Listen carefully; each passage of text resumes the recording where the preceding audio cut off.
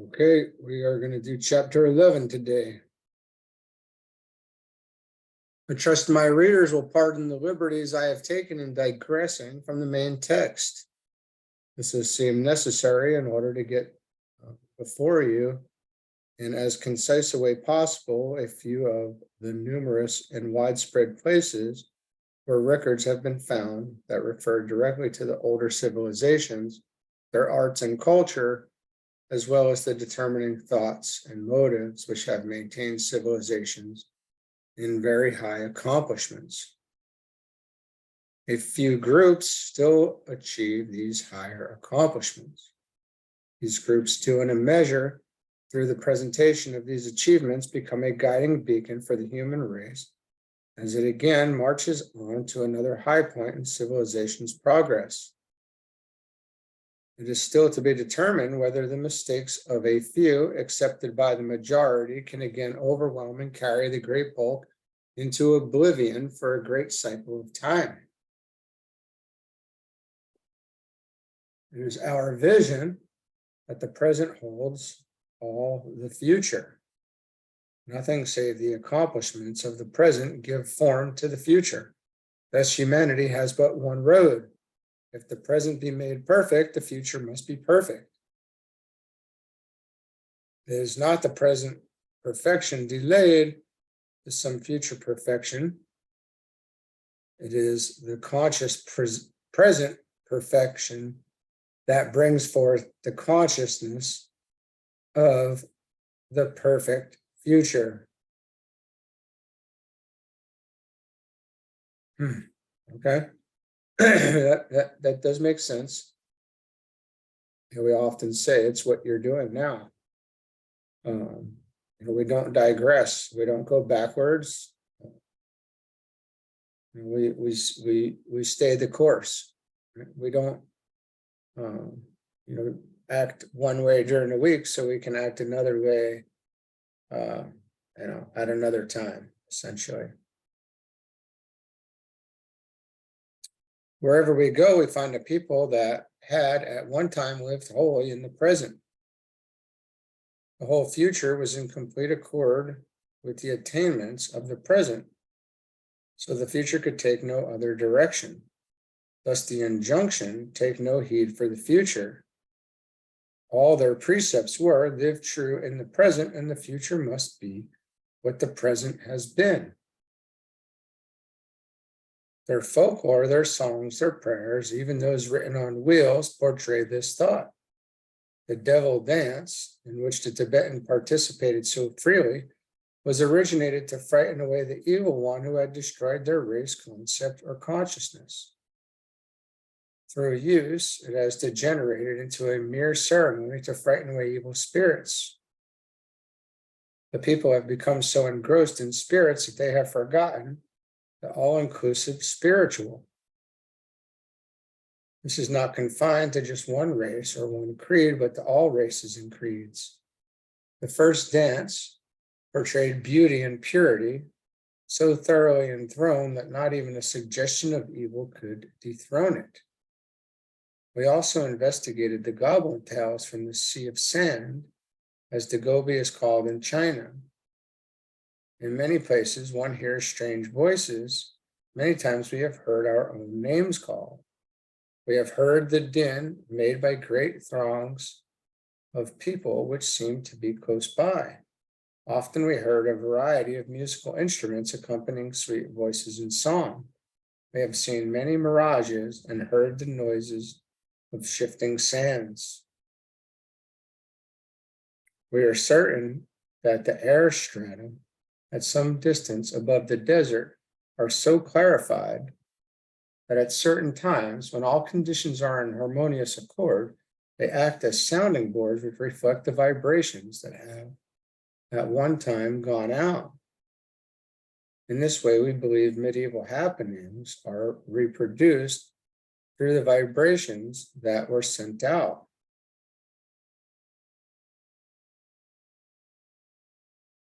Thus, the air strata become the sounding boards that picked up and reflect the vibrations just as they pick up and send out the vibrations of a mirage. We became so engrossed in our work that time seemed to have wings. Working under the direction of the old Lama, we made copies and measured drawings of many of the tablets as well as of other records. The morning of our departure dawned bright and clear. We had paid our respects to all the palace of the Dalai Lama, yet the streets were jammed with people, so anxious were they to wish us Godspeed. Everywhere hands were waving farewell or offering prayers for our safe conduct. A delegation preceded us for miles with prayer wheels on long poles, turning out prayers. 50 accompanying us to Shigasi on the upper reaches of the Brahmaputra River. As we neared this, the second city in Tibet, the great Tashi Lumpo Lamasery, located a mile from the city, came into view. A delegation from this lamasery met us 3 miles out and invited us to be the guests of the lamasery during our stay. We were accorded a cordial welcome on every hand. As we entered the lamasery, we felt the calm and peace which pervaded its halls as of a great presence. It was indeed an ideal place in which to rest before resuming our trek to Lake Dalma and Sansarwar.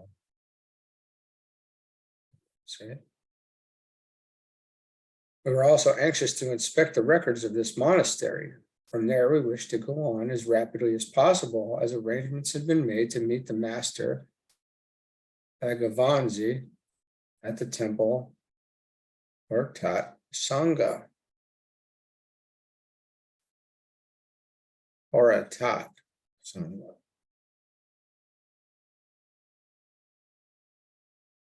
After the evening meal with the lamas, we talked of the many beautiful temples. The conversation then drifted to the difference in religious beliefs. One very old lama said, the same beliefs are not shared by lamas and yogis. The yogi cannot believe that the teaching of any one man can be final. He sees that every human being has access to all knowledge right within himself, while lamas are adherents of Buddha alone. In all probability, each human being will unfold and realize his mightiness. A Christian will reach to Christ consciousness, a Buddhist will reach to Buddha attainment, and so on. All have their gods, and on every hand one can hear that God made man in his image. All nations and all people have their different gods. Some have their god of fire, others have their god of harvest, and so on. Each has a better god than his brother. How am I to understand that God made man in his image, unless from the many gods set up, I would say that each man has made God in him, man's own image. Man's own image. Again, you hear that again. We found 6 lamas at the head of a group that were known as the wandering lamas, who go hither and yon without purse or scrip. They never beg, ask alms, or accept food or money from anyone. They are always in touch with each other and with the 6 that are at the monastery. Of this order, there are 3 branches, with 1 at the head of each branch, making 9 that are in charge. The 3 heads of the branches may be located in 3 different countries. Each of those who go out keeps in direct touch with the head of the branch he is working under. The head of the branch keeps in touch with the 6. The method which they use for communication we call thought transference, for what of a better name, but we know it to be a force far more subtle and much more definite. We call it telepathy now. They call it Atma, soul conversing with soul, using no other medium. We met 6 of these lamas and had lunch with them the next day. The old lama informed us that they would accompany us to Ortat Sangha temple when our work was finished. We accepted his offer, as he was a friend of the Muni, who was acting as our guide and interpreter. They both assisted us in every way with the records. During a conversation, the old lama casually remarked, Two of your associates who left you last summer will arrive in Calcutta at 1:30 today. And if you wish to communicate with them, you can do so. Our chief wrote a message instructing them to go directly to Darjeeling and look after a business matter which needed attention and to await our arrival on August 24th. He dated the note and made a copy of it and handed the original to the Lama. The Lama read the note, folded the paper carefully, and put it away. Our associates did meet us in Darjeeling on the 24th of August. They showed us a written message, which was placed in their hands not 20 minutes after their arrival in Calcutta. They supposed the man was a messenger who had been sent ahead with the message. Now he had physical proof of the ability of some of these lamas. If this ability could be extended in one direction, why not in all directions? We were anxious to press on towards Horatat Sangha, as many would gather at the temple this season, a very favorable time for such a visit. We went by way of Yansi, and were told that we would find a very fine cello who was known to all as the Laughing Cello. His laughter and song carried him and his associates over many difficult places, healing many as he sang. As we entered the courtyard of the lamasery, a very fine, upstanding fellow approached with a hearty welcome, stating that they expected us to make the lamasery our home during our stay in the village. We told them we were anxious to push on to the Fari Pass in the morning. Yes, he replied, we understand that you are on your way to the Horatat Sangha. I return there in the morning and shall be pleased to go with you if it is your wish. We accepted, and with a hearty laugh, he conducted us to our quarters in the great hall of the lamasery. After making us comfortable, he bade us good night and took his departure, saying he would meet us early in the morning. As he walked away, he sang in a well-modulated voice. This was the Laughing Cello. We were awakened in the morning at an early hour by his singing announcement that our morning meal was ready. We bade the lamas goodbye, receiving their blessings, and found all in readiness for our departure on the journey to Fari Pass. This led us past the mountain peaks of Fari and Kangla. In all, it was an arduous climb, but at the rough places, the cello went ahead with laughter and song. At the more difficult places, his voice would ring out, and it seemed as though it lifted us over them without an effort. We arrived at the top of the pass at 3 o'clock in the afternoon. To our surprise, instead of rugged mountains, we found a beautiful valley stretched out before us. This valley is called Chubi. Although it is 16,000 feet above sea level, either side of the valley is skirted by fine forests, whose heavy leafy trees were very luxuriant. Ahead of us, we saw villages with beautiful temples. We did not go through the valley, but took the shorter trail by way of Tachi Chojang, went on to Horatat Sangha. Even this trail proved good. We had proceeded but a short distance when we entered a beautiful forest with small stream on every hand. Here we saw an abundance of songbirds and wild fowl. We had not encountered a predatory wild animal on the entire trip. This probably accounted for the abundance of wildlife. Our next place was at Mahamuni. Its fortress-like temple intrigued us, as here, as always, we received a hearty welcome. Those in charge told us that it would be useless to ask us to remain longer, as the master Piraji had preceded us to the temple Horatat Sangha, where many yogis, sadhus, and gurus were gathering, and that we would have a goodly company on our last day's journey. Early the next morning, the pilgrims were assembled, anxious to be on their way to keep their trysts with the great master Piraji. All were eager to get the first glimpse of Horatat Sangha, as they expressed it, a jewel set in a rock ledge, the most lofty of any temple in the world. Would we say at Mahamuni, when this great prize loomed just ahead of us? Sang the laughing Cha. Oh no, fare thee well, Mahamuni. We love you and shall return to your tender embraces. To the journey to Puratat Sangha is irresistible. So the cavalcade moved on.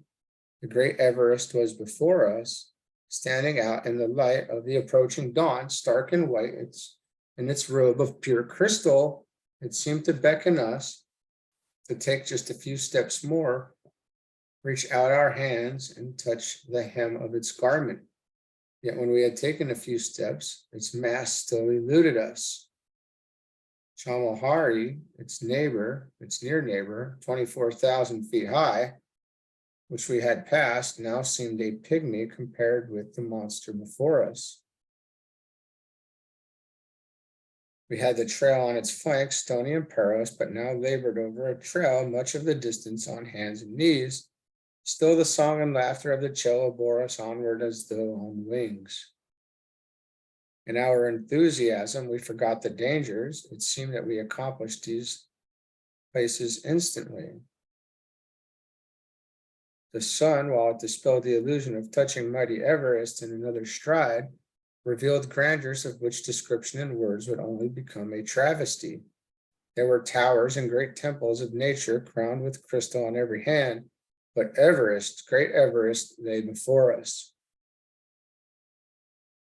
We saw it in the moonlight, with the first light of budding dawn, as the first rays of the sunrise kissed its fair brow. Then with the full rays of the noonday sun streaming down upon it, and again as the sun gradually faded and bade it good night, the last rays bathing it in glory, the afterglow raising an answering glow toward heaven upon its crest. Can you, dear reader, not see why the trail that days was not long and arduous? It all passed in an instant. The vibrations of strength, peace, power, and harmony that are always sent forth from the temples, but serve to urge travelers on to these peaks. Do you wonder that the Himalayas engender no fear in man? Do you wonder that poets never tire of singing their grandeur? Finally, at nightfall, the trails were all conquered, and we stood gasping on a flat table-like rock of considerable extent. In the distance before us were many temples, but the jewel Puratat Sangha stood out 2,000 feet above us, bathed in dazzling light. It seemed like a great arc lamp sitting in a crevice in the perpendicular rock wall, its light lighting up the rocks and temples all about us.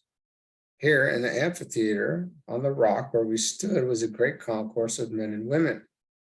To our surprise, we found that women were not barred from this pilgrimage. All who would could come. Here great rishis had lived. Along this trail, the rishi Niri had passed. Thrice the 5 brothers had passed over this trail, once alone, once with their great mother, and again with the great and good Durapati, the pride and grandeur of all womanhood. Here now sits Yogi Santi, the great, the pure, but the humble one in deep samadhi. What they say, Shanti. Where can all these great ones find shelter and food, we suggested. Don't worry about food or shelter, sang the laughing cello. There's an abundance here of food, shelter, and clothing for all. Sit down, everyone,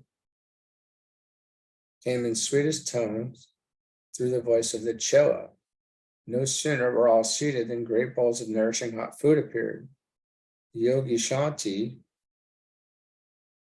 arose and began passing the food around, assisted by the cello and others. When their hunger was appeased, all arose and were conducted in groups to the neighboring temples, there to pass the night. The temple to which we were conducted by the cello was upon a perpendicular table-like ledge, about 75 feet above where we and the others were standing. As we approached, we noticed a long pole with its base resting upon a rock where we stood, its top resting on the shelf-like rock above. As it seemed to be the only means of communication, we gathered at the base and looked up. As we thus stood, other groups joined us. There were a number of other temples built in the niches formed by other ledges just above the first shelf. For a moment, our only hope of shelter for the night seemed to depend upon our ability to negotiate this pole. Then the cellist said, "Don't hurry." Through his voice came in a great burst of song, "O loved one, through you we look for shelter this blessed night." Instantly, everyone around stood silent for a moment. As with one voice, they spoke forth these words with dynamic power, such as the God power, AUM or Om. Instantly, all were standing on the rock ledge, and we, with the rest, proceeded to our respective temples. When we arrived at the temples assigned to us, every trace of fatigue had left. We slept like babes that night. The emanations of power sent out by that group would have leveled mountains had it been so directed.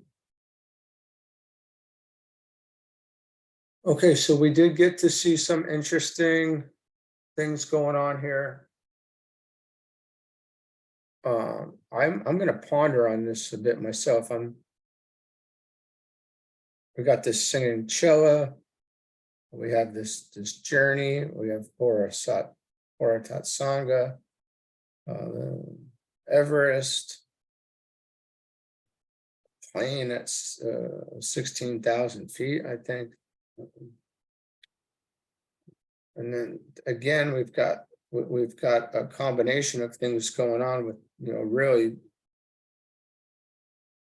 mystical experiences as far as, food being created. They're moving in and out of these places very easily as lifted up.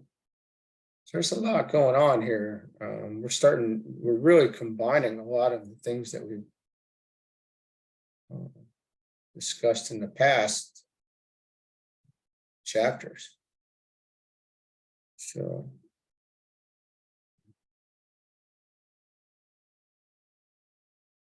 these things are definitely becoming more common to them at this point. Anyway, it seems that way. I'm sure it's still astounding, but okay, I'm going to leave it there, and we'll pick up chapter 12 tomorrow. Thanks.